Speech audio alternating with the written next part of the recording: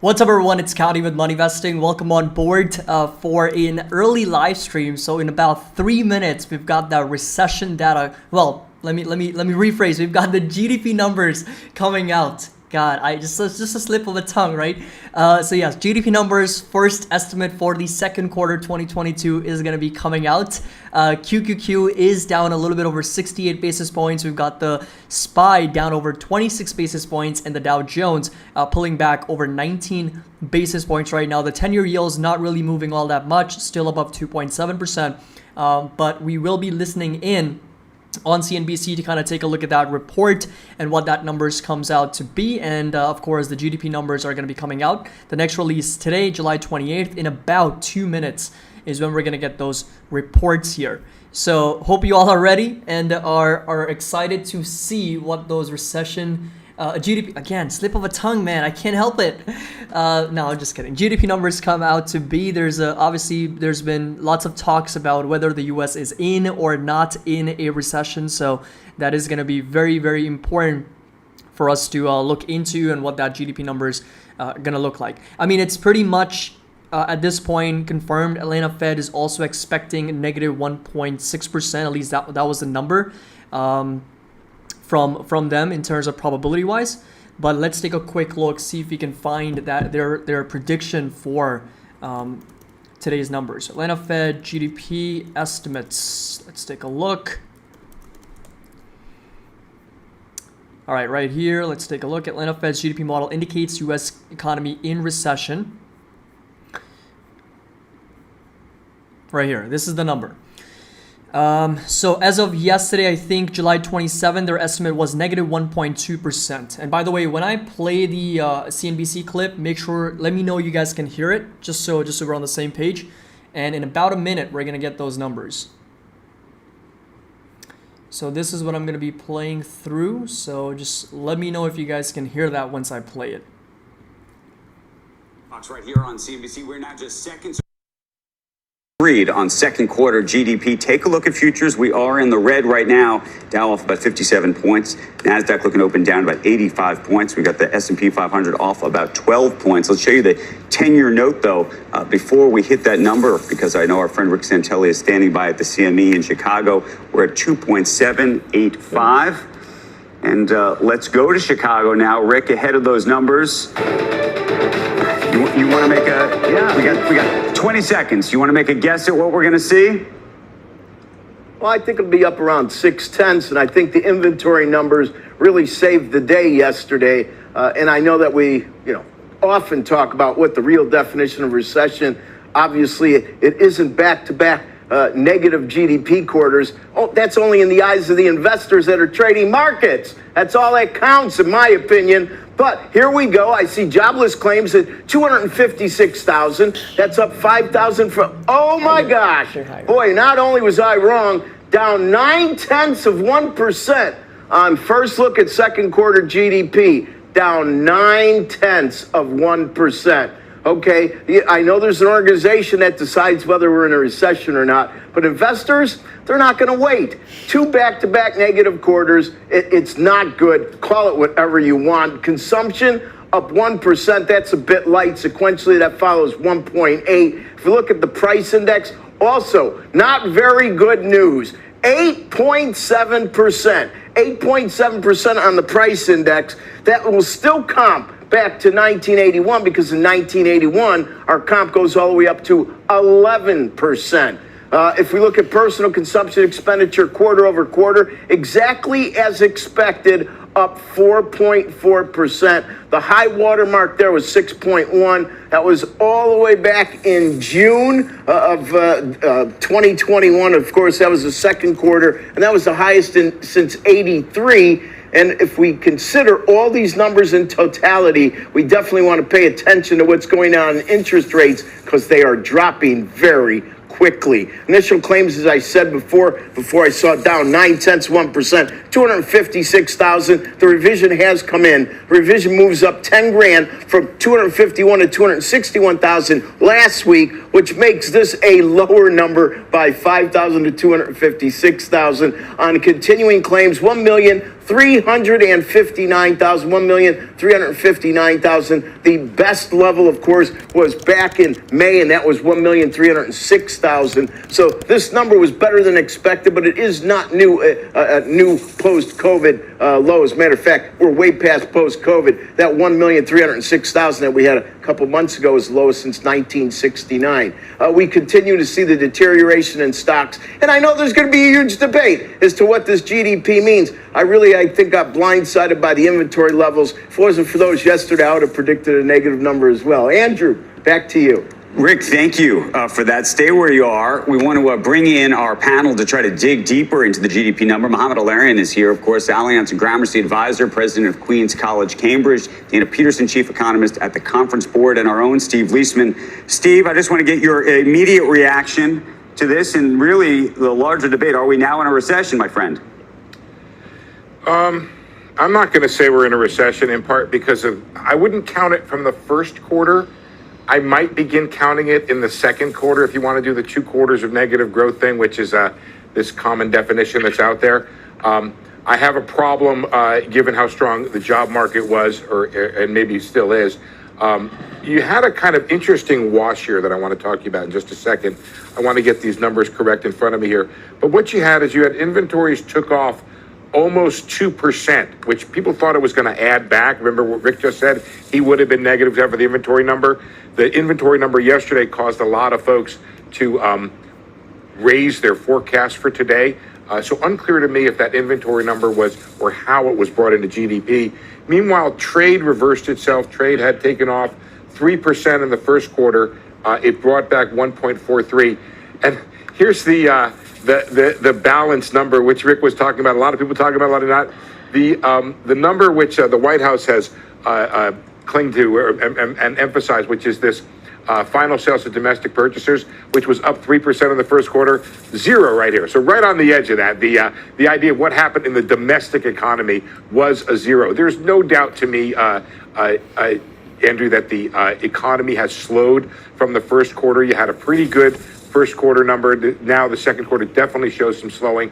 I wouldn't call it a recession here. I'm going to wait for the NBER and other people who look at the 3 components of that. Is it prolonged? Is it pronounced? Right. Is it pervasive?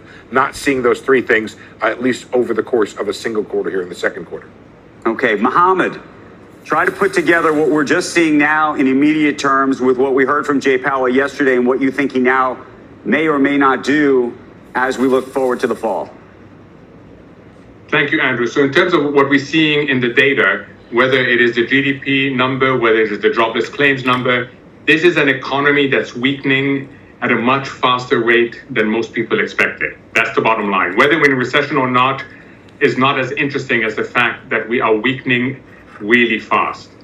In terms of what does it mean? Well, there were 2 FOMC messages yesterday. There was a scripted message, which was that inflation is much too high, that yes, the economy is weakening, but don't worry about it because the labor market is incredibly tight and we're going to continue tightening. And then there was that unscripted but consequential comment that we are at neutral. So depending on which FOMC message you look at, you get very different conclusions with today's data. I think the bottom line, Andrew, is we're not out of the stagflationary forces yet. Yes, inflation is going to come down at a headline level, but it's not going to come down fast enough given how fast the economy is weakening, and that's going to put the Fed in the same dilemma it's been in for the last few months. Dana, what do you think? Well, I think that, certainly when we look at the details, it's really mixed. Inventories continue to be a drag. They will continue to be a drag going forward. But you did see residential investment come off really strongly, and that's because of the Fed's interest rate hikes and also very elevated prices. When you look at consumer spending, I think some of that is the shift from mainly buying goods to services. Services GDP was up more than 4% annualized. Meanwhile, goods was down. It was negative. So I think that's part of that shift. But still in all, we do think that the economy is slowing very aggressively. We have priced in a recession.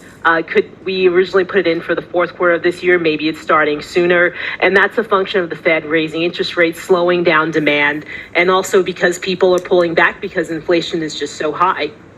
Hey, Dana, can I just ask a very quick question? Go ahead, Steve. Andrew, Dana, maybe you know this. I feel like I should know this, but it's worth pointing out government spending, well, federal government spending took off, I hope I'm reading this right, 3 percentage points of GDP? No, I'm not on the contribution. It was down 3%. The contribution there was quite a bit.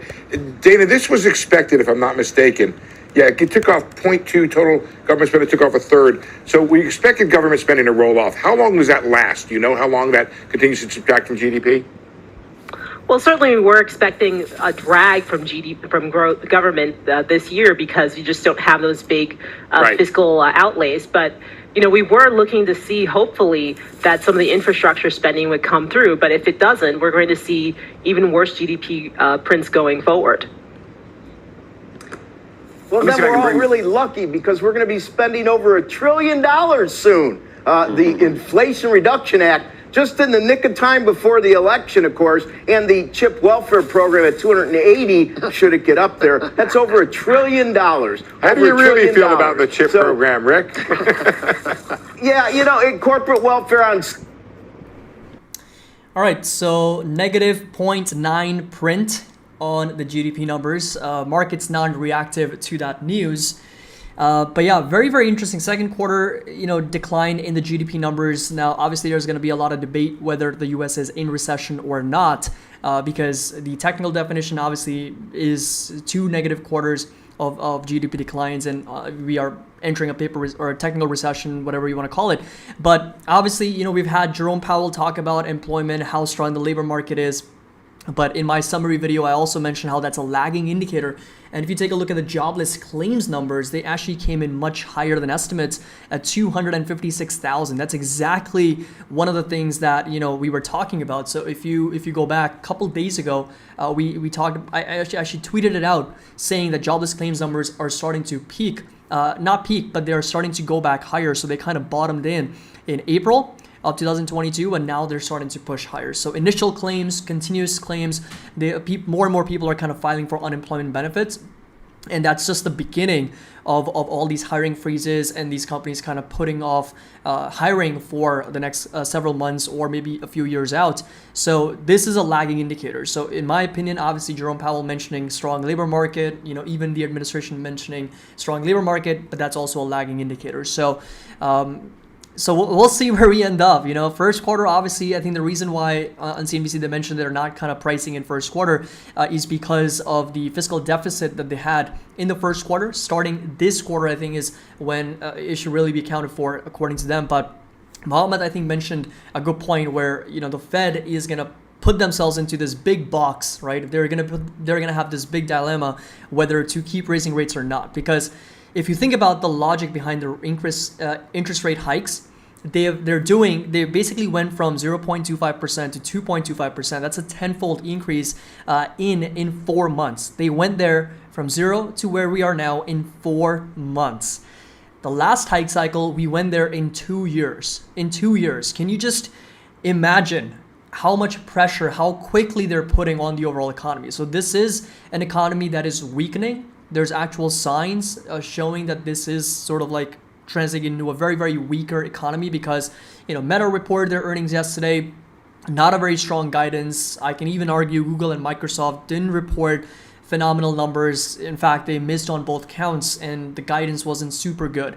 I think Apple and Amazon today, they're going to give us, Apple has kind of withdrawn from guidance altogether. So they're going to tell us maybe something about the future, what they're anticipating, what type of visibility they have. And Amazon, I think Amazon's earnings in terms of guidance is going to be very, very important. It's going to be a much better tell where the economy is potentially headed because Amazon's business is so diverse that when it comes to hiring, when it comes to investing, when it comes to logistics, when it comes to prices in general, they're gonna tell us a little bit more about the state of the economy. But nonetheless, it is starting. There's a lot of signs kind of weakening overall jobless claims, and this right here is the actual report that came out with GDP numbers actually declining. This is the first estimate, so we're gonna get 2 more.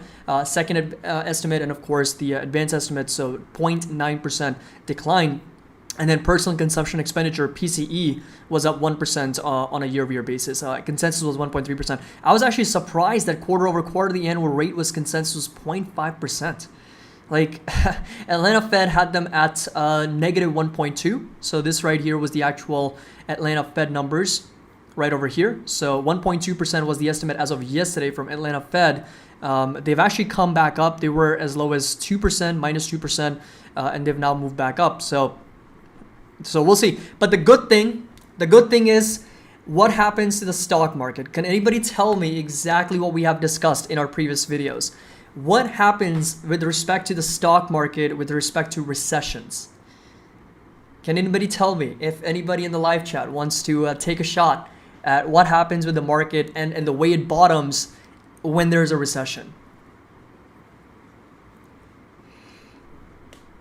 Sam says goes up.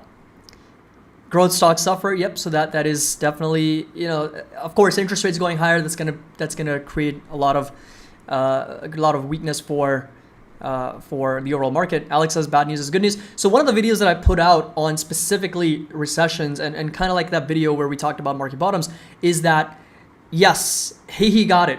I don't know what your name is, but Hee got it. That person said it bottoms before a recession. Yes. So markets, in fact, have bottomed on average 6 months before a recession happens. So, even if the economy were to enter a recession, and, I think there's like 9 or 10 economists that kind of declare whether the US is in a recession or not from the Bureau of Economic Analysis, like the BEA.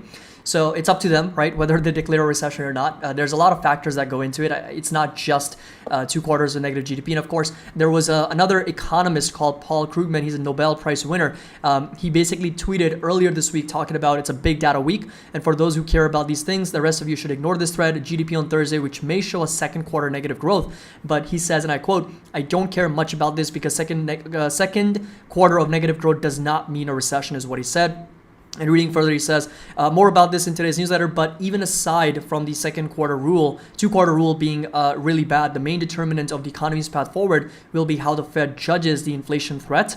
And so the Friday will be a bigger day when it releases the PCE deflator, that's a personal consumption expenditure, income level, savings rate, employment cost index, and especially the latter, will it confirm average wage data suggesting a cooling labor market?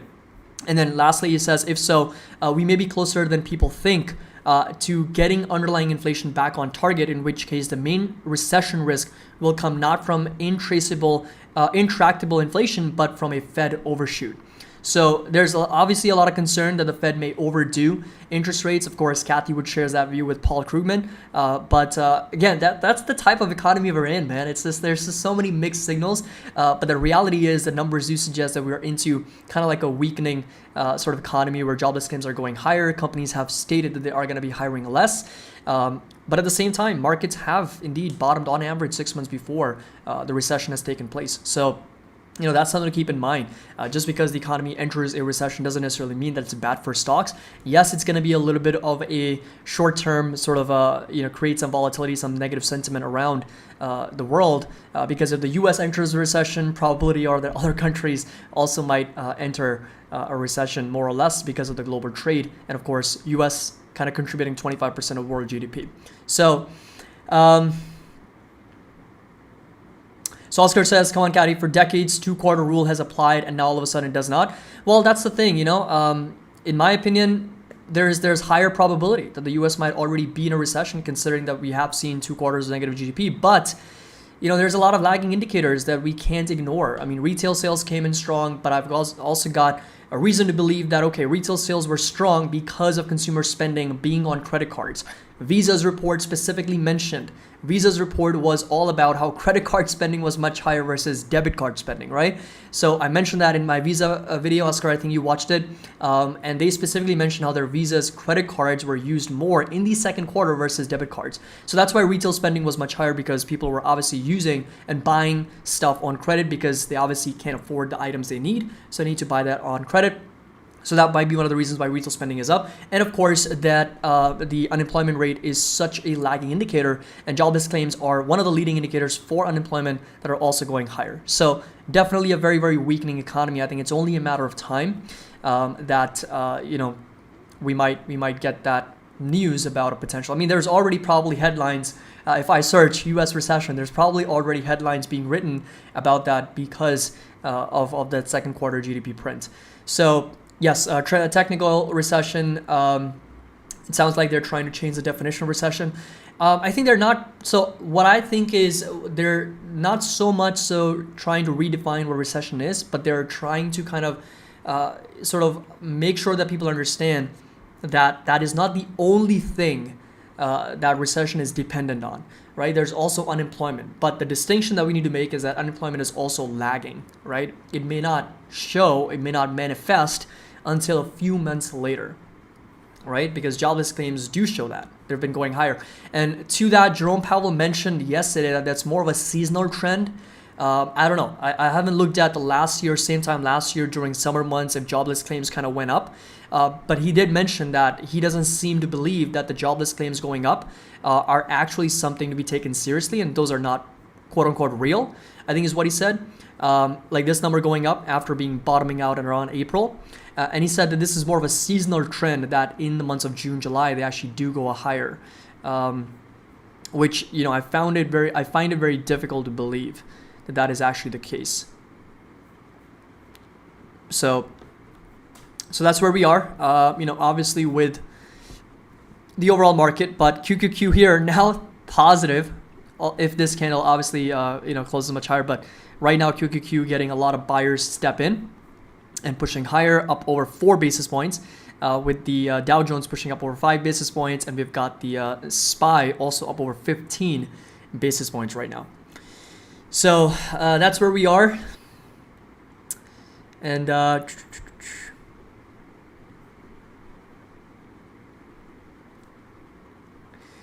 let's see. Yeah, I think really, I think a very, very troubling situation for the Fed would be a situation where, and this is like the worst case scenario, just I'm thinking out loud, is if we officially kind of declare a recession, right? And unemployment, which is kind of like one bright spot that everybody's kind of holding on to. If that starts failing, unemployment is the key here, right? That is like the key to whether we have an official recession or not, right? Because every time you kind of try to make that argument that okay, the U.S. is in recession, the person kind of arguing that it's not is gonna hang on to that unemployment card. I think that's the most important key here because that's very strong. The labor market is very strong. I think Jerome Powell mentioned the labor market like pretty much 15 times yesterday in the FOMC meeting. So the labor market is the key here. And the worst case scenario, I think the very, very tricky part for the Fed would be if the labor market starts deteriorating and then we get an official announcement whether the U.S. is in a recession, and then inflation does not come down. I think that's what Mohammed mentioned, that would be a very, very troubling situation for the Fed, because then what do you do, right? What do you do? Do you raise rates and keep hurting an already weakening economy? Or do you not raise rates and potentially let this inflation turn into hyperinflation and get that entrenched into the economy? So that's a very, very sort of difficult decision to make. I think in that situation, we're going to probably see the latter take place, where the Fed is not going to be sort of reluctant to bring inflation down, even though, because then at that situation, what are they fighting? They're fighting their own dual mandate, right? They're fighting against, if they do one, they're going to hurt the other, right? So they've got a dual mandate, right? They want price stability and high employment. But if that happens, the scenario that I just painted, then they're going to be fighting against one or the other. They can only do one, not both, right? That is going to be not such a great situation if the U.S. actually enters into that. That's also kind of like the worst case scenario. But yeah, that's where we are. Does anybody want to hear Jim Cramer's take on this? Because he is speaking on recession right now. I can play it. I can bring it on if you guys want to. Just for fun, if anybody wants to. I'll just bring it up. Predicting politically. I'm sorry that I just take it like political, but that's the way I listened to that debate just now. Jim, for somebody, and I think I trained at Merrill in 1981, I think, and you're a geezer like me, and so we've seen a lot of stuff. But you know how the market, when you're unable to buy it when you should because you're still so scared, and then all of a sudden it moves away from you, and you're like, what the hell? Why didn't I have the fortitude to do it? I mean, the NASDAQ, the NASDAQ at 10,000 or 10.5, wherever it was, is it going to give us that chance again to get? I remember in September of '81 when everyone said it was the end of the world. It was the greatest time to buy. You could have bought 30-year treasuries, or you could have bought stocks. A lot of the people I'm listening to they're terrific people, but I think that you have to buy when it's really bad, and you think that it's really bad, and it's never going to end, and that you're going to get a Paul Volcker situation. We have the consumer. I talked to Brian Wayne yesterday. He's got the most consumers in his bag. The consumer's very liquid. The consumer's just not spending as much, but this is an inventory glut. It's not an enterprise glut. It's an inventory glut, and that's actually going to play in Jay Powell's favor. No one was positive that I just heard. I think that's absurd. The market was down very badly. This is exactly what you want if you're a bull. You want the Fed to stick by its idea that you won't see any more 3 quarters. I don't know. Joe, sometimes good things happen. And the market was up huge yesterday. It should be down big today. The last 2 times, it was down very big. I don't know. That's not happening. The NASDAQ never just says, all right, back it up here. A lot of people didn't get in. I'm going to back it up. All right, get on board. I mean, look, if you want to be positive, okay, then you and I are the only 2 that are positive. But we'll do better than the people who are negative. All right. Oh, my bad. There we go. So yeah, market's moving higher. QQQ's pretty much now almost break even, down only 4 basis points. We've got the SPY up over 13 basis points, and the Dow slightly down about 2 basis points. The yields here selling off 1.8%. They're pulling back down to 2.725%. And let's just run our poll. Let's just do our poll here very quickly, and we'll see where the market sentiment is today, and what are people thinking about the markets. So, and today's poll should be really good because we're opening up flat. There's not a lot of momentum pre-market, so I'm excited to hear what everybody is going to be talking about. So, all right, volatility here, not a lot of movement.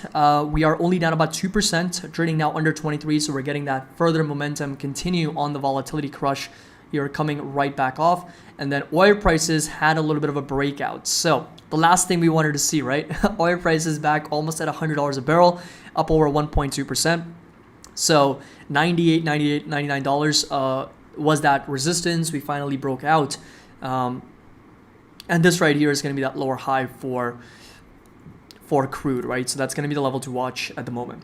So Oscar, I think things are bad, but the stocks are still high. I'm not sure what my next move should be. Okay, so to answer that question, really depends on your time horizon, right? If you're investing for the long term, say 5 years out, right? If you've got a longer time frame, then the question that you simply need to ask yourself is the risk reward more appealing here versus, let's say, 3 months ago or 6 months ago? If you have companies that are on your watch list, that are on your wish list, that you want to buy, that are quality companies that you want to hold for the long term, you simply calculate their fair value, and you just remain patient for them to come down to these levels, right? Regardless of whether there's a recession or not, I'm still going to be a buyer of, let's say, Google at sub $100, or AMD or sub $70 or $75 a share, because I do think that, okay, we might go through some short-term pain here. We might go through potentially a recession in the US, or inflation staying at these sticky levels for longer times. But eventually, right, we're looking at longer term, 5 years out, 10 years out. These are still companies that can produce very strong cash flows, very strong revenues, very strong earnings. They've got great balance sheets. They're not going anywhere anytime soon. Heck, Google can literally, they've got about $150 billion in cash on the balance sheet, right? They can pay down all their total liabilities and still have money left over. Same thing with AMD, same thing with Meta, same thing with a lot of other quality names that we've talked about. So these are companies that, balance sheet wise, these are resilient. Is the growth going to slow down this year? Yes. If there's a recession, there's a possibility. I mean, we saw that with Meta yesterday, 1% decline. They're guiding for a 3 to 11% decline in the third quarter.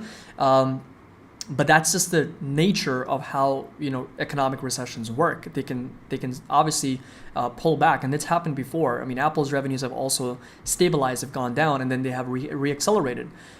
So I would focus on that. And then if you're looking at potentially hedging your positions or trading specifically, then I would look at options.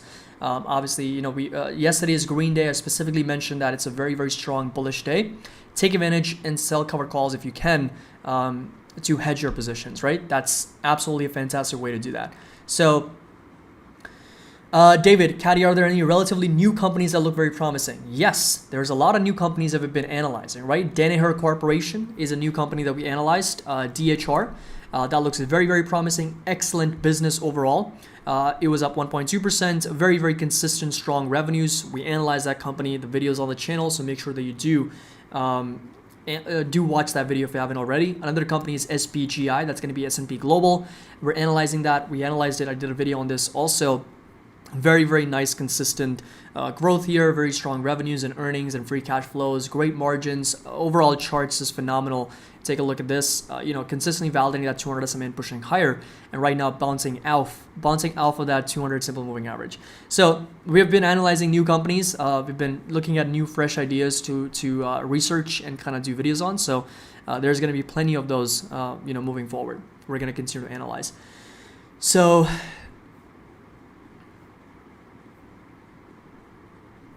Yeah, so Letty, another thing I want to point out is that back in 2018, that wasn't specifically because of the federal U.S. Federal Reserve kind of raising rates. We also had U.S.-China trade wars at that time, if you remember correctly. That was in fact a case study in my school. I remember specifically doing a presentation on that, and that was during the time when there was a lot of talks about this U.S.-China trade war, and that was as a result the S&P 500 pulled back. Quite a bit. It was pretty much a bear market of about 20%. But the U.S. economy did not enter a recession at that time. But of course, the markets did pull back. And then, of course, the Fed had to cut rates at that time as well, and bring them down right around that pandemic level. So, yeah, I wouldn't consider this solely as a move because of interest rates going higher. In fact, they went up very, very slowly and steadily, and the markets had plenty of time to kind of get their footing. But this is just incredibly fast. Like I said, they did this in 4 months. Getting up to these levels in 4 months is definitely very aggressive. Otis, what about my stock Quest Diagnostics? We can take a look at that. Let's see what that company is all about. Diagnostics, so DGX. Let's see here. Market cap is the first thing I want to look at, 15 billion. And okay, very, very good. Very good. Strong, consistent revenue growth, earnings growth, margins getting better. Year to date, the stock's down 21%. Please don't have any share dilution. And okay, very good. I like it. So far, it's kind of meeting some of those checks. So share dilution is non-existent. So they're actually buying back shares down from 143 million down to 119 million. Valuation's low too. Oh man, I'm starting to get excited about this company. And then let's take a look. Current ratio 1.54. Quick ratio is 1.42. Please have more cash than debt. Please have more cash than debt. Let's see. Cash they're sitting on. Okay, things are looking good. Ooh, so cash they're sitting on about $872 million with over $4.77 billion worth of debt. So obviously a positive net debt there. Total assets are sitting at, let's see, total assets are 14 billion versus total liabilities are sitting 7 billion. So that's good. Twice as much in assets versus liabilities. And then current ratio is already good. We looked at that. Valuation's low. And then cash flows, let's see, free cash flows have been growing pretty consistently, 547 million to 776 to 923. Then we got 817, 843, 1.5 billion, then 1.8 billion. Okay, so strong free cash flow growth, strong overall profitability, revenue growth, valuations low, little to no dilution. In fact, they're buying back shares. EBITDA has also been growing very nicely. So I like what I see here so far in terms of fundamentals. Diagnostic testing, information services operates through diagnostic information services and all other segments. Basically information service to patients, clinicians, hospitals, all that stuff. So And then let's take a look at the overall chart. So the monthly chart looks very strong. Since 1997, the stock has gone up over 6,000%. They have a dividend yield of close to 2%. And of course, they are trading at a very low valuation as well. So this is a company that we can definitely analyze in the future. I mean, I'm definitely gonna add this to the watch list for some more analysis. So thank you for mentioning that, this stock. Quest Diagnostic, I like it. Okay, so Abhitej, can you share your thoughts on Meta after the result? I did a complete video on Meta for their results specifically, so make sure that you do watch that video if you want my full analysis and my full perspective on the company's earnings. Did a video yesterday going over everything they reported. So just got here. Good morning, everyone. Good morning. Good morning.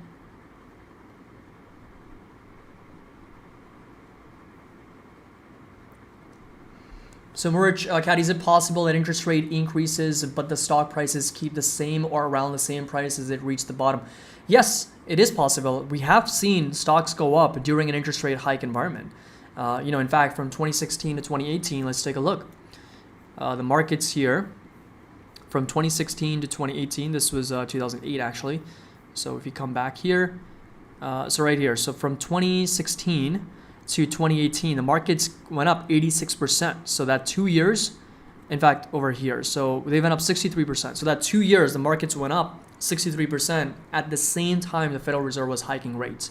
So just this idea that the Federal Reserve is hiking rates, that means the markets are never going to go up, I think in my opinion is false, because the data suggests that the markets have gone up. Now, what I will mention is that the pace at which they raise rates really, really matters, because the markets right now are fully priced in interest rate by the end of this year of 3.25 to 3.5%. That's the number I think everybody's working with, right? Because when you build out your discounted cash flows, when you build out your CAPM models, you're pretty much looking at what that cost of debt's going to be, right, for these companies. And of course, when interest rates go up, your present value of future cash flows are worth less. So if investors start pricing in, let's say 3%, 3.25, 3.5%, and we've already priced most of that information in, then even if we kind of continue on this path, that may not affect the markets as much. Now, if the Fed starts being more aggressive, right, if they start going, okay, screw it, we're going to do 75 basis points in September again, and then we're going to do another 75 basis points, and we're going to keep doing it until inflation comes down, then that's a problem, right? That becomes a bigger problem. So interest rate hikes in itself is not a problem. The pace at what they do, how they communicate, and what interest rate hikes they do is what the market's going to price in. So if they become more aggressive, then that's a problem. If they become less aggressive, which, Jerome Powell kind of hinted yesterday that they are going to start easing in on interest rate hikes. They're kind of front loading their rates. That was the whole sort of theme, is like front loading them. They're going to raise rates faster now and then slow them down in the future. So that, markets took that as a great sign and pushed higher. So, so that's the answer to the question. So that's what my opinion is on that. Robert says, I'm feeling lucky today. Every time people here vote red on the day, I make money going long.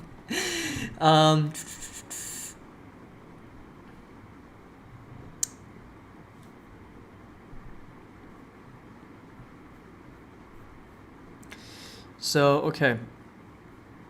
Yeah, so that's where we are with the overall.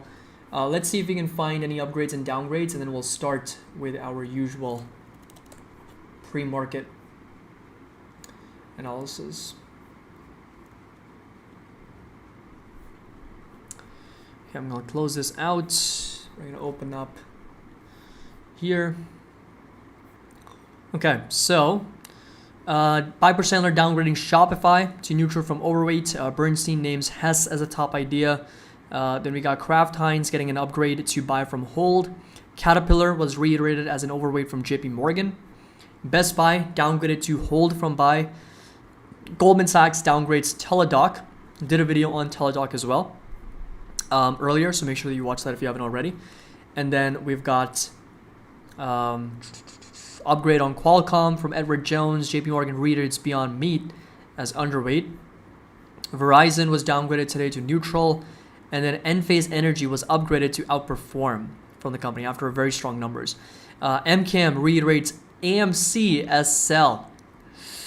A lot of the apes are not going to like that from MCAM. Goldman Sachs reiterates Meta as a buy. And then that's about it from upgrades and downgrades. And then, of course, GDP fell 0.9% in the second quarter, the second straight decline, and a strong recession signal. Officially, the National Bureau of Economic Research declares recessions. I think there's like 9 or 10 economists that kind of decide whether the U.S. is officially in a recession or not, and likely won't make a judgment on the period in question for months, if not longer. But a second straight negative GDP reading meets a long-held basic view of recession despite the unusual circumstances of the decline, and regardless of what NBER decides. So that's the I think the committee within the Bureau of Economic Research that decides that. And GDP is the broadest measure of economy and encompasses the total level of goods and services produced during the period. And Mark Zandi, chief economist at Moody's Analytics, says that we're not in recession, but it's clear the economy's growth is slowing and the economy is close to stall speed moving forward, but barely. So consumer spending obviously was up, increased by 1%. That was definitely higher. And then inventory, which helped boost the GDP in 2021, were a drag on growth in the second quarter because right now there's so much inventory on the side from a lot of these companies. Like Target mentioned that, Walmart mentioned it.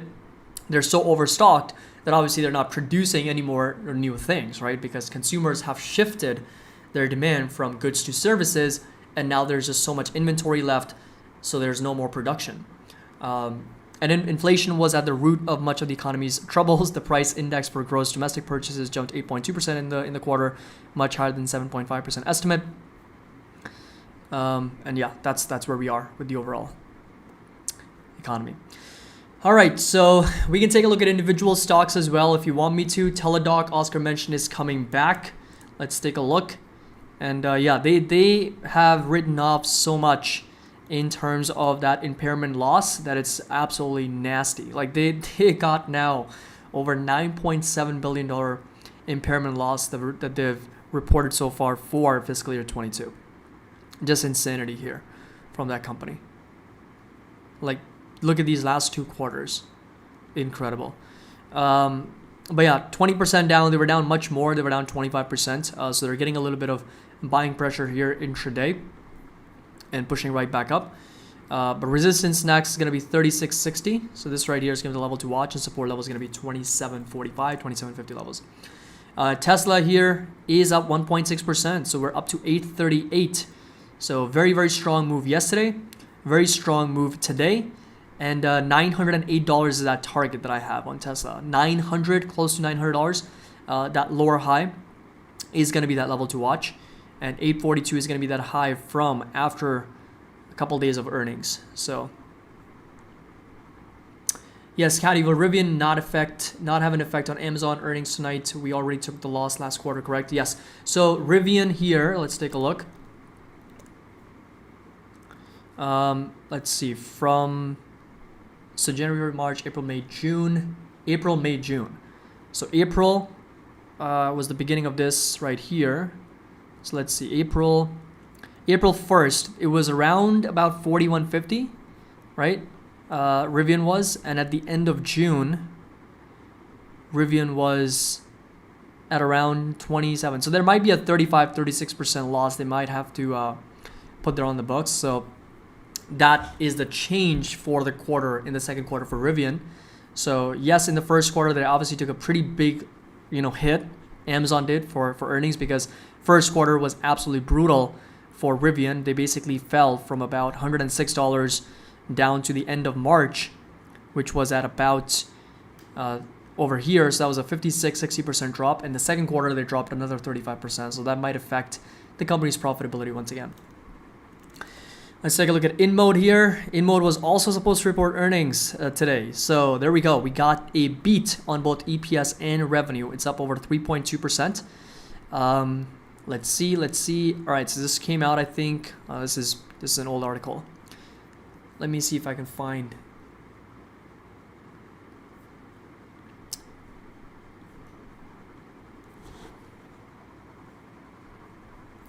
Okay, let me just find InMode's numbers, and then we can analyze.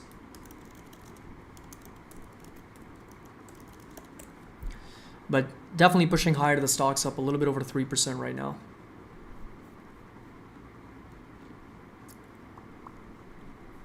Here we go. All right, so revenues up to $113.5 million from 87 million. I think that's a 30% growth. We can just bring up our calculator. So 113 divided by 87, that's about a 29.8, almost 30% growth. Gross margins, slight pullback from 85% down to 83%. Net income was 44 million, up from 40.9 million. So I don't think that's a very strong growth, but that's reasonable. That's about a 7.5% growth, and earnings per share were 52 cents versus 48 cents. And then non-GAAP results, gross margins 84%, net income was 50 million versus 43 million. So much better numbers on the non-GAAP basis. 50 divided by 43.8, and that's about a 14% growth rate for the company.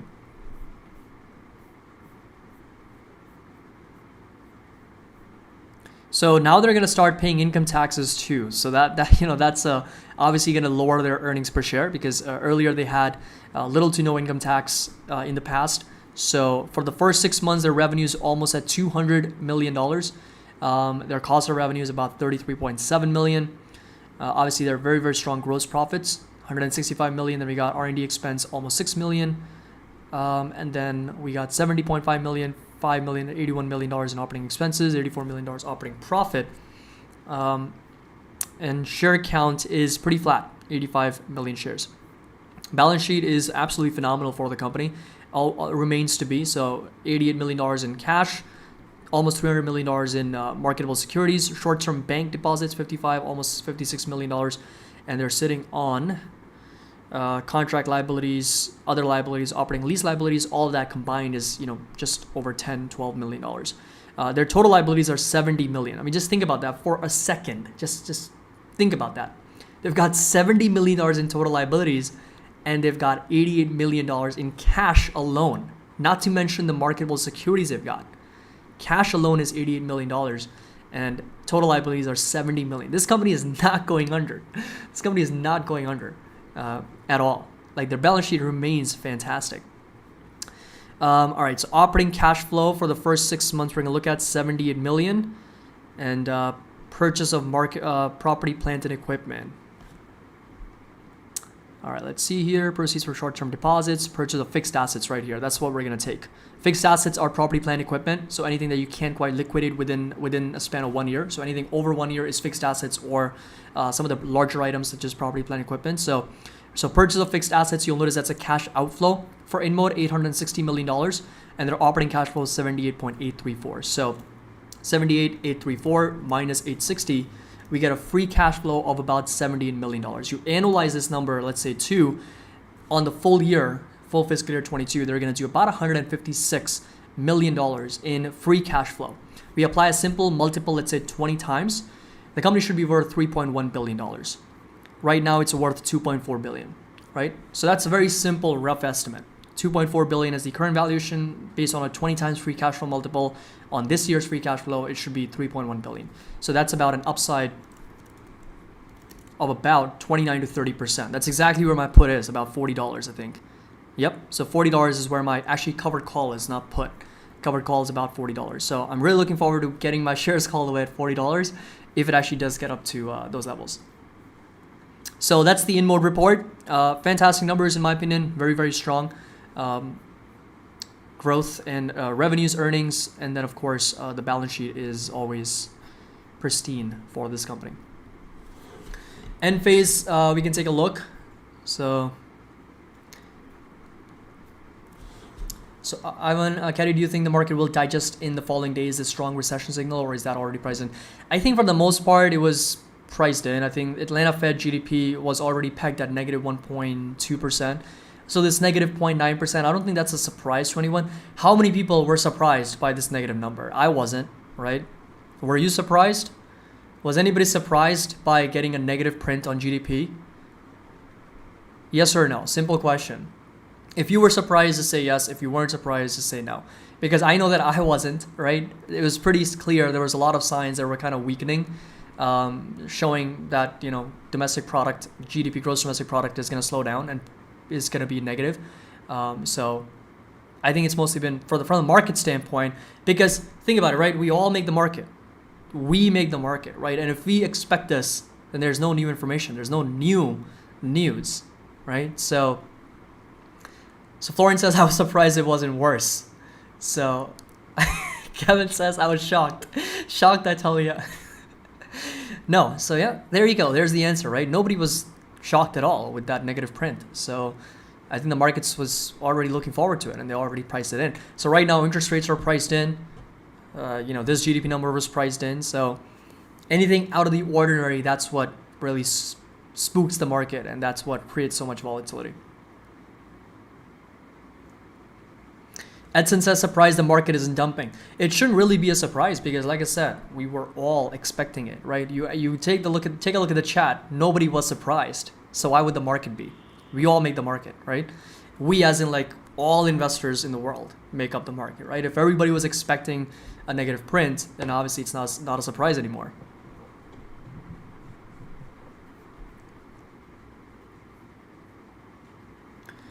So yeah, Kevin brings up a great point. It was actually priced in for negative 1.2 according to Atlanta Fed. So we came in at 0.9% negative point. So less bad news is good news, right? That's the type of environment we're in, where it's bad news on the surface. Yes, it's bad news, but it's less bad news. That means it's good news. So, all right, so we're done in mode. And then of course we've got few other companies also reporting. Well, few, there's actually a lot. So if you take a look, so in mode we're done with. Southwest MasterCard also reported. We're going to take a look at that shortly. But then after hours, we've got Apple, Amazon, Roku. We've got Intel. And we got United States Steel. So some of those companies are going to be coming on board. I think Amazon specifically, I think is going to be very, very important. Because Apple, I know they're gonna definitely play the COVID card again. They're gonna be like, oh, things are so uncertain. We don't know what the future is going to look like. We're not going to provide any guidance. Great, Apple. Thank you for that. For yet again, for the 6th or 8th quarter in a row, for not providing anything. But Amazon, I think, is going to be interesting because they've got a lot of businesses to focus on. Obviously, logistics, e-commerce, cloud, advertising. I think they kind of represent a lot of industries. So whatever guidance they provide, I think is going to be very important for the overall economy, the state of the economy. So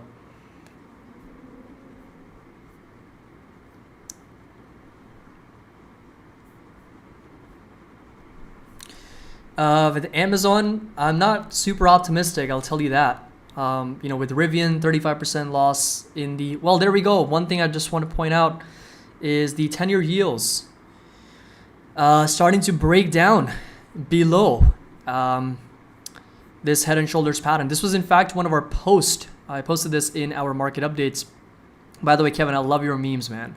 They're freaking amazing. They make me laugh all the time. But this right here is something that I posted, when was it? On the 26th, so 2 days ago. We mentioned, I talked about how the 10-year yield and the TLT ETF, yield's getting a bounce from that neckline around 2.71%. And I'm still long TLT and would add on weakness if the 10-year yields do get a bounce here. And if they reclaim the 3% level, I'd be more aggressive at TLT long. But long term, I still expect yields to settle at lower levels, and TLT does offer that growth plus dividend opportunity. So this was the chart. On the upper hand, we got TLT, inverse head and shoulders. And at the bottom, we've got the actual 10-year yields, which are now dropping pretty aggressively. So we're seeing a 4% pullback on the 10-year yields. So TLT should be up very nicely pre-market. It's up 1%, another 1% gain. And TMF should be up also, up over 3% right now. A new meme coming out. I love it.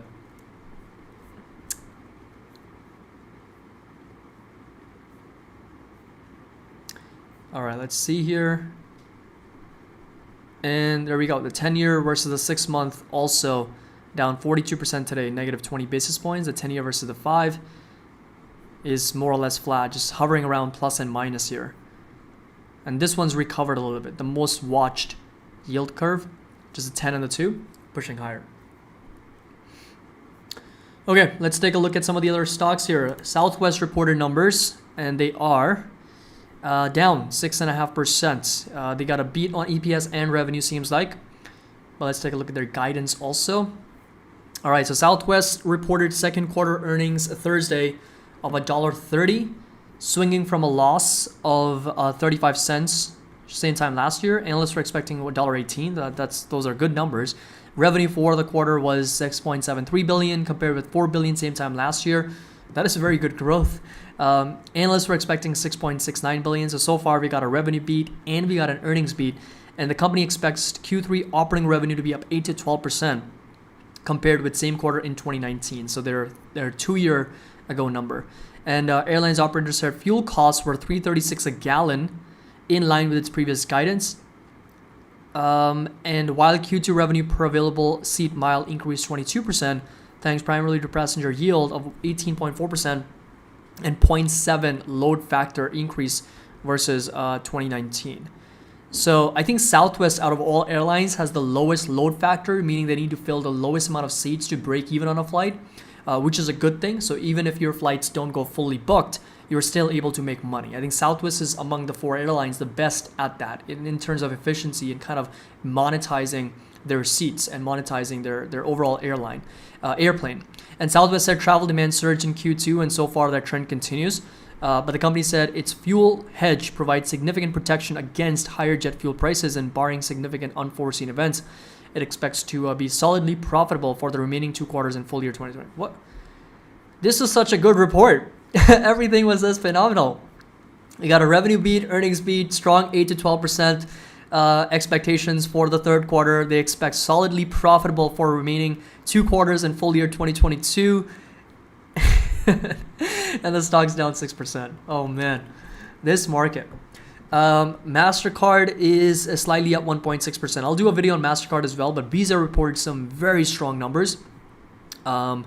And I'm expecting, the same for MasterCard as well. But net income came in at $2.56 per share, up from $1.95. And then analysts were expecting $2.36, so strong beat on EPS.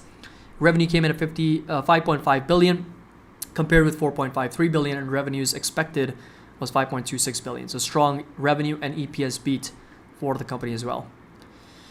And then let's see if they have provided any guidance. So there we go. Cross-border volume jumped 58%. 46% for Visa, cross-border volume. And for MasterCard, it was 58%. So I would expect same thing with PayPal as well. Cross-border volume should really jump for these companies, for these fintech companies on local currency basis. And the actual total dollar volumes on its network was up 14% to $2.1 trillion. So, PayPal, I think, just crossed over 1.2 trillion. MasterCard, 2.1 trillion. This is only for the quarter, though. MasterCard and Visa are just like beasts when it comes to the full year volumes. But increasing inflationary pressures have yet to significantly impact overall consumer spending, but we will continue to monitor this closely. That is, I think, very, very important. All right, so 5 minutes left till market open. The polls are 53% expecting the markets to be red, 35% expecting the markets to be green, and only 12% expecting the markets to be flat. We had over 435 votes. This was, I think, the most voted poll in a very long time. So thank you very much for participating. I think Wall Street Bets recently posted this meme on Instagram where, has anybody seen that episode from South Park, I think it is, where what's that kid's name, man? Cartman? He goes to the bank and then he tries to deposit, I think it's like $100. And then the bank just takes that money and then he's like, and it's gone. And he's like, what do you mean? What do you mean it's gone? It's like, sir, do you have an account with us? He's like, I just opened that account. He's like, nope, there's no money in your account. So I think that's what the market has been over the last 2022, over the last 6 months. They posted that meme. I'll share it in our Discord, but man, it was just hilarious. It was hilarious. Very, very funny.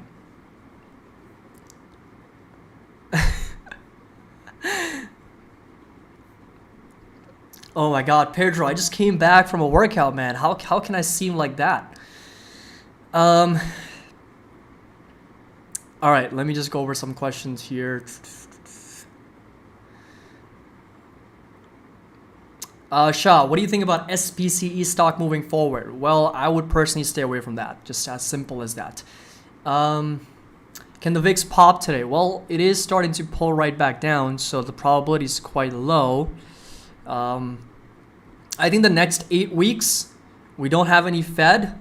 GDP numbers are obviously not due for another few weeks here, at least a month over a month. And I think the only things to really be focusing on is going to be that inflation print and unemployment. That's going to be the only two things to focus on over the next two months.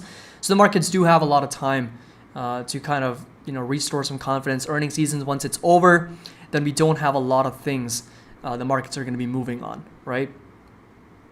So it is going to get real boring real fast in the markets over the next few months here. So AMD fair value SL, I've actually done a video on AMD, so make sure that you do watch that. But my fair value lands at roughly about $65, but that is based on very, very conservative estimates. Yeah, so I have done an analysis on Enphase in the past, so you can certainly check that out if you haven't already. Dwayne, when is the GDP report? The GDP report comes out about an hour ago. So, yeah. If you go back about 58 minutes, you will be able to see the GDP numbers live. But we did get a negative print, minus 0.9%. So Ranjit, feel free to kind of share your symmetrical chart, symmetrical triangle chart on QQQ weekly. All right, let's take a look.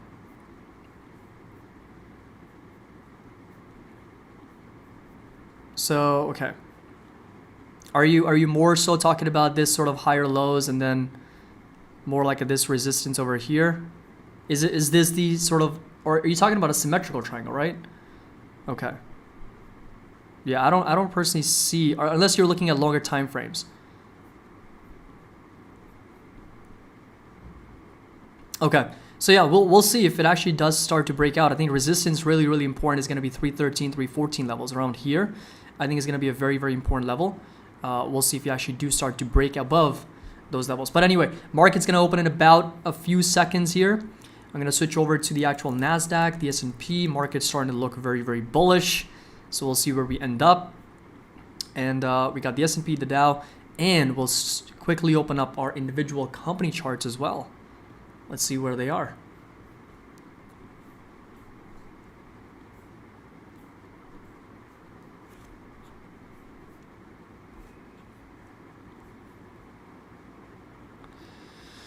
All right, here we go. Google is, Tesla's very nicely green, $840, up almost 2%. Very nice move. Amazon's up 0.5%. PayPal is slightly down. Google is 76 basis points down. AMD here up over 60 basis points. And then Nvidia here also pushing up 1%. Apple ahead of earnings, more or less flat. And Meta still down about 5% after the earnings, trading at 160. We'll see if it actually does get bought up.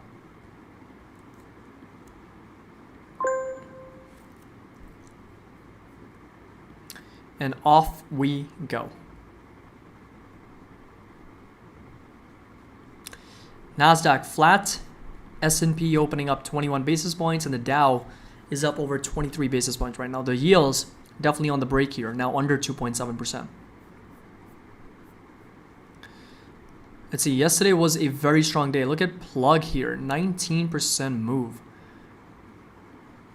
on the day. The Enphase continues to go parabolic. Look at that. Enphase very strong. Oof, this week is up 32%. Hitting resistance now as we speak, 284. It's gonna make a new all-time. I think it just made a new all-time high actually. Enphase just made a new all-time high. 288 was that. 282 was that level, and it just made a new all-time high at 284. So very strong move, and also testing that resistance. Also starts to get very overbought. Look at that RSI, 76. Look at that MACD, very aggressive. So I'd be careful here. Certainly, from a risk-reward standpoint, this has definitely gone up quite a bit. So this is not a level where I would be taking a position, a new position. But certainly, if you have a position then of course, congratulations, very, very strong move and hitting that resistance. So keep that in mind. Talking about Etsy here. Etsy is up over 7% on very, very strong move. I did a video on Etsy recently, calculated fair value. Everything checks out very, very nicely for Etsy. I think the only problem was the debt, if I'm not mistaken. Let me just double check here, the balance sheet, because we did talk about it in a lot of detail. Yeah, I think total debt's more than cash on the balance sheet. That was the problem. The only sort of check mark that didn't quite meet expectations, but everything else was very strong. And this is the overall higher highs and higher lows for Etsy, right? Very, very nice, consistent move higher. And it's been bought up very, very nicely at that confluence of previous resistance acting as a support and the higher lows as well for Etsy.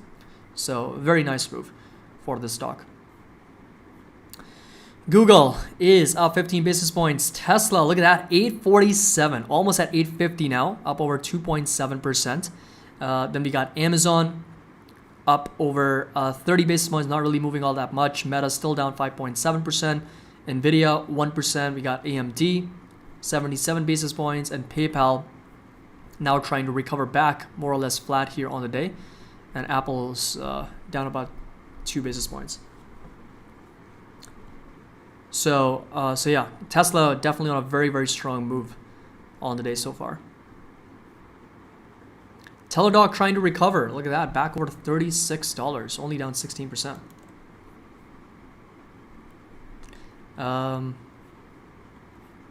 So yeah, very strong green candle on a red day. That means buyers are stepping in intraday for the stock, now trading back above this level at $34 to $35.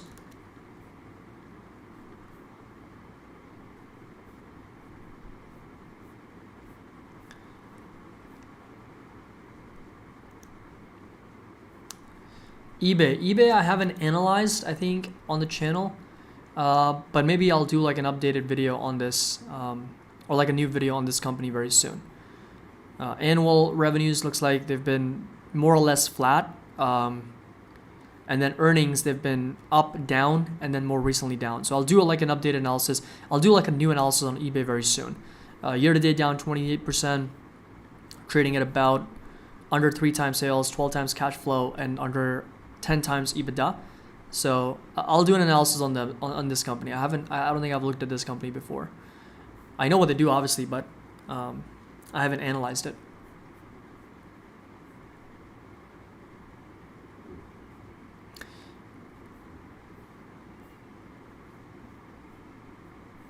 Chewy, yes, I have done videos on Chewy before. I have looked at Chewy. I've done several videos on them. So I'll do like an update analysis on this company. But this is where we are. Lots of sort of mixed momentum in the markets. Meta obviously selling off on earnings, is now down over 6%, down to 159.24. Amazon here also pulling back ahead of earnings. So is Apple, but Tesla and Nvidia and AMD are 3 names that are very strong. AMD is now above $91 once again. Nvidia is up to $180, and then Tesla doing what Tesla does, almost at $850. So very strong move coming in for Tesla.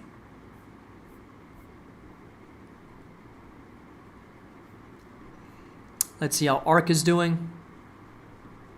So ARK recovering. ARKG is still down because of that Teladoc effect. Is their second biggest position, Teladoc, for ARKG, but everything else is very nicely green. Let's take a look at banks. So most banks doing well. We got SoFi. Look at that, SoFi at 1.7%. We got Deutsche Bank, UBS, MasterCard, Square, Bank of America pushing higher. PayPal slightly more or less flat, not really moving all that much. Barclays is down 6%. Chinese stocks, NEO is flat. It has been flat for this entire week. In fact, it's been selling off a little bit. Alibaba is down 1.2%, so just been hovering around $99, $100, $101. And then cybersecurity, all green, except for Ping Identity. Not sure if they actually reported earnings. So Ping Identity is not reporting until August 3rd. But they're the only ones in cybersecurity in our watch list that is down. Everything else is pushing higher. CrowdStrike up another 2%, up to 180 right now. Energy pushing higher very nicely. Occidental's up to $64, up 2.6%. Devon, Shell, ExxonMobil, Chevron, all of them pushing higher as oil prices recovering a little bit. Now trading above this support at $98. We'll go ahead and turn this level into a support now. So Target, Arnold, I have done a video on Target as well. And I'll do an updated video on that company. I know there's a lot of stocks to analyze, and I'm trying to do them as soon as possible. I'll try to do at least one per day. But yeah, there's a lot of companies that I need to go over, like Target and Enphase, and updates on eBay and some of those companies. So we'll definitely do an analysis on those.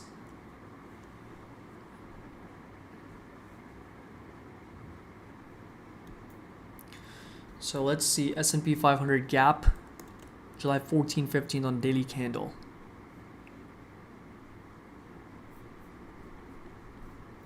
July 14th and 15th. There isn't much of a gap. Oh, this is June. July. Yeah, that's a really, that's a very, very small gap. That's a really small gap. I feel like that's not that important to the market. We have had these few gaps that kind of got filled, but that's, I feel like that's a very small gap for the markets to potentially come down and kind of fill that in. So I think support level right now is going to be that fib level right here. It's going to be sitting roughly at about 3,800.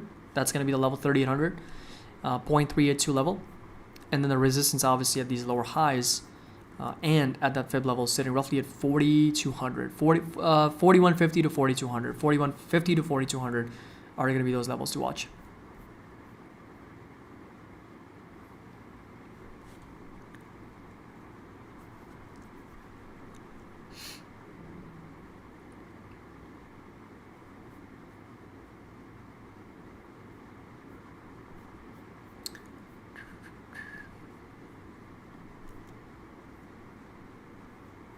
So Apple now is starting to pull back. Why is everybody talking about Meta? Meta question mark. What about Meta?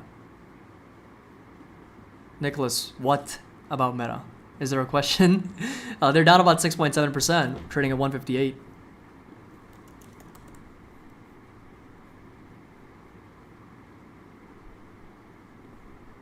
So now kind of like this is the overall pattern. So still inside that very, very small higher highs and higher lows, but this is going to be that level to watch for the company, and of course support all the way down to 150.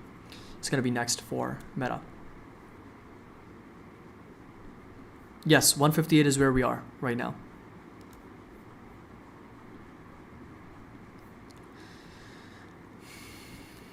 Dewey says done growing. That's a fair point. Yes, they're guiding lower, decline in revenues.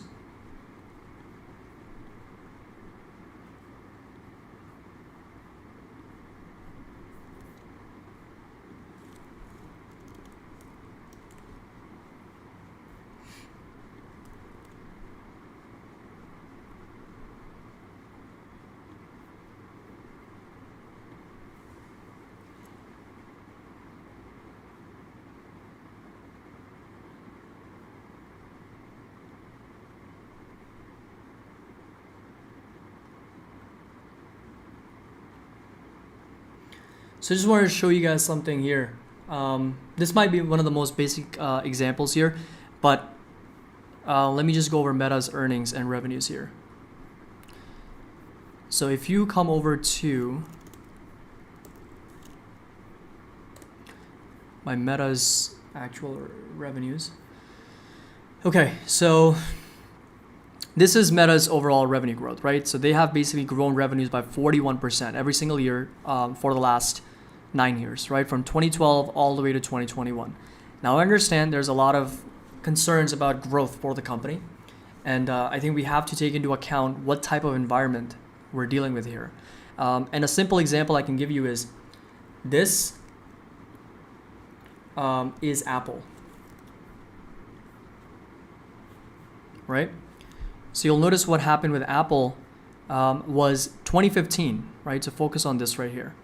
2015 was the time when Apple peaked in revenues at 233 billion. That's this number over here, right?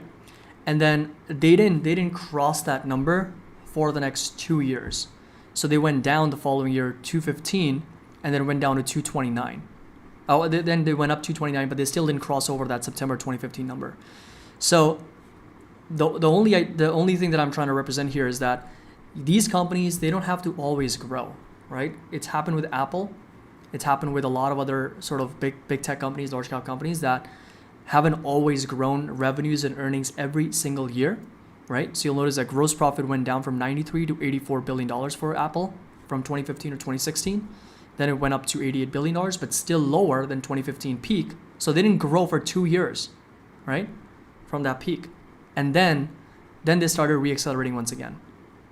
So the company doesn't have to grow every year, right? It just has to grow on a 5-year basis or a 10-year basis, however long your outlook is. So even if Meta drops by 3% this year, on a year like this, 2022, where advertising revenue, advertising spend is just going down so much, and they can still bring in $115 billion, still close out the year profitable, estimated would be $30 to $35 billion in profit, I'm a happy investor. So that does not really bother me, what that growth looks like on a year-over-year basis. What I'm focused on is what Meta's going to do, let's say 3 years from now, or 5 years from now, or 7 years from now. Balance sheet, A+. They've got so much cash on the balance sheet versus debt. Look at that, $40 billion in cash, right? Versus $14.7 billion. So this idea that Meta's going to go away or go under is just, the numbers are right there. They've got so much cash. It's the same thing as InMode, right? They can literally just pay off all their debt. In fact, they can pay off all their liabilities, not just debt. They can pay off all their liabilities in one single day and still have money left over.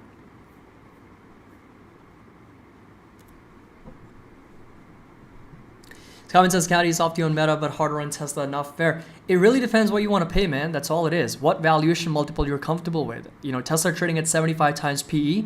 If you're comfortable with that, I respect it. I have no problem with that.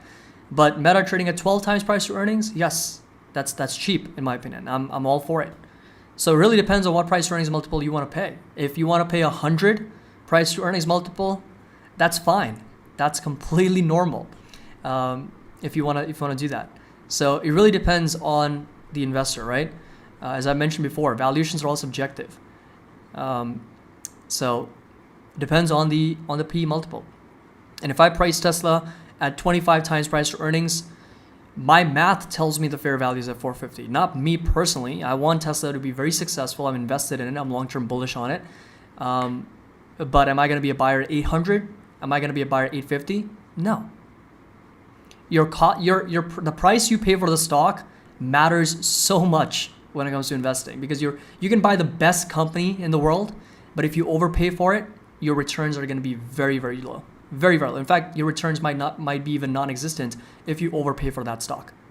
It could be the best company in the world. So yes, Meta falling like a rock, down 8%. So is Amazon. Amazon down over 1.6%, so definitely selling off quite a bit. And then we got Apple down over 1% right now. We got Tesla still up 1%, but starting to pull right back down. And then, of course, PayPal also dropping pretty aggressively, down about 2.5%. Then we got AMD, NVIDIA. So the whole market started to turn quite a bit here. NASDAQ now down about 64 basis points. And then we got S&P 500 down about 20 basis points. The Dow Jones is down about 15 basis points. So Ranjit says fair argument with Apple. Yeah, I do think that, Apple's revenue going down from 2015 to 2016, that was a reasonable decline. If you do the math here, 213 minus 233 minus 215, 18. So let's just do 18 divided by. So that was about an 8% decline on a year-over-year basis, right? Did that mean that Apple was done? Apple was dying business when they went from 233 billion to about they made like $30 billion less in revenue? Was Apple a dying business back in 2016? Are we going to base off of our estimates just on that one argument? I don't think so. So that's where I kind of stand on with Meta.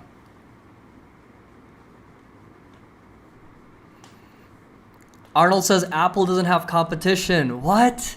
Are you kidding me? Apple doesn't have competition? Come on, except for the US, come to the rest of the world. Apple is not even a big player. Apple has tremendous competition, but they are what they are because of what they do. They're one of the best companies because of the phones they make, obviously the technological advancement, the marketing, the branding. They're very successful, but they still have competition.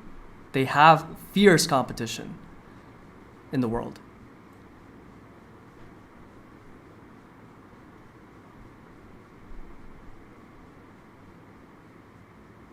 Yeah, Samsung, hey there.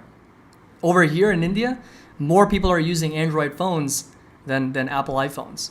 More people. Apple, in fact, doesn't even, I think, cross over 10% market share in Asia. So they have a lot of competition to deal with. And if they weren't as smart as they are, they would have definitely not been successful. But they're a very successful company. So markets here, not looking too good. Ooh, Huawei is better than Apple. But yeah, NASDAQ here dropping over 76 basis points. Quite a big drop. We've got the S&P 500 down about 43 basis points and the Dow Jones also pulling back about 85 points.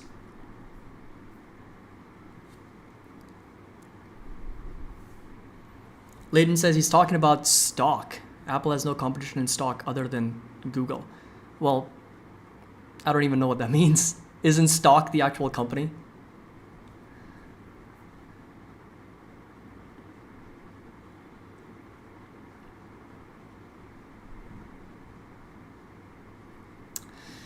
So yeah, Apple earnings later today should be very, very important. Of course, Amazon is also, I think, more important than Apple. But let's see where we are for the entire year.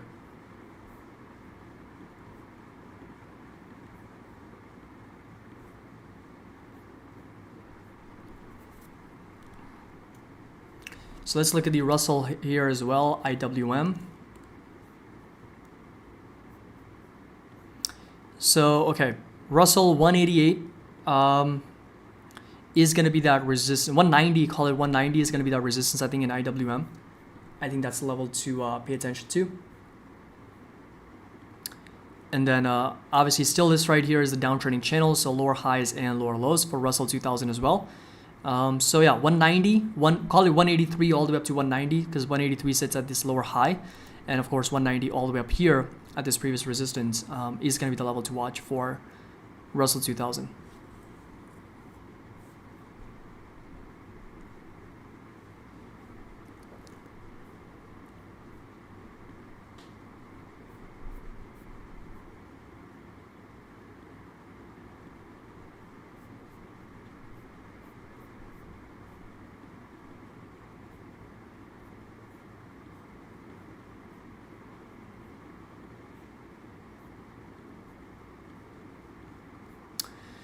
VIX here, more or less flat. In fact, it actually pushed up after being down quite a bit. So it kind of ended up at being a low of 22.68 and now starting to push higher.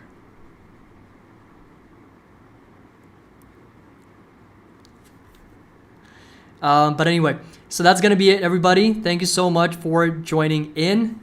Really appreciate it. And make sure that you drop a like and, of course, subscribe if you are new to the channel here.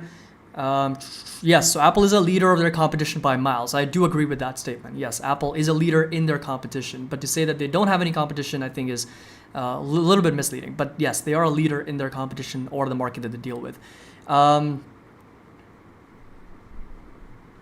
So that's where we are. And then, but then you mentioned that Meta has no such growth like that and is falling to third. I would disagree with that because Meta has growth. It has had 41% growth. You can see the numbers right there. It's right there. They've grown by 41, almost 42% over the last 9 years. This year, yes, there's going to be a decline, 3%, 4%, 1% was a decline in this quarter, but this right here is a decline. I mean, the numbers are right there. So anyway, but thank you so much for joining, everybody. I really appreciate it. Make sure that you like, subscribe, join the Patreon if you want to. The link's going to be down in the description below. Today is Friday, right? I forgot what the date is, man. It's been so busy. Today is Thursday. Okay, so tomorrow I'll be back at it for the live stream. And I was going to say have a great weekend, but we do have a live stream tomorrow as well. So thank you so much for joining. Appreciate it. And as always, happy investing. And I will see you all in the next live stream. Take care.